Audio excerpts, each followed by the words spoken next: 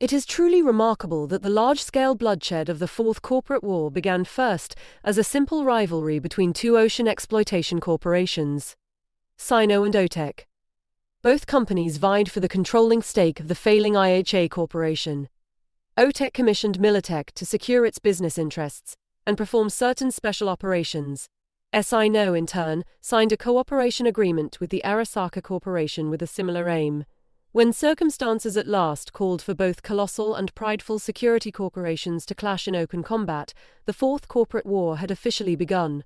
Yet, as is usually the case with corporate conflicts, the onset proved subtle. Arasaka disables a Militech transport. Militech, allegedly, eliminates a high-ranking official of an Arasaka client. Both sides engage in frequent sabotage and data theft operations. Netrunners from both sides infiltrate data forts to sow confusion, gather intel and cause chaos in the stock markets. Though none would have thought it possible in those early months, the Arasaka Militech conflict truly jeopardized the stability of the world economy, making the threat of complete economic collapse all too real.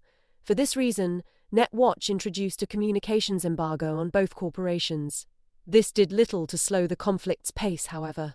While Sino and OTEC had unilaterally reached a settlement through peace talks, tensions between Arasaka and Militech continued to rise.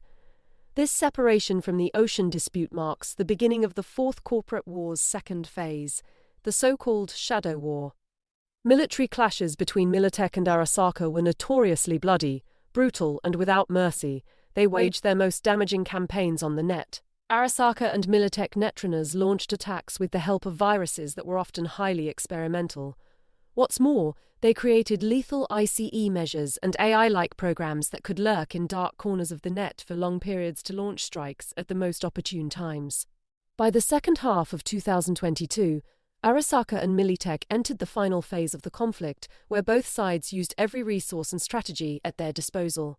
The hot war had begun.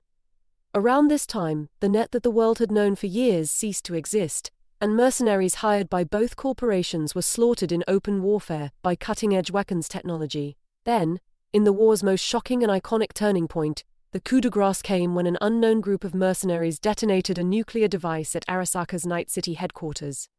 Shortly after the blast, bowing under increased pressure from the Japanese government, Arasaka laid down its arms and withdrew from many of its strategic positions, but most notably in Night City. Victory belonged to Militech, but it came at a heavy cost.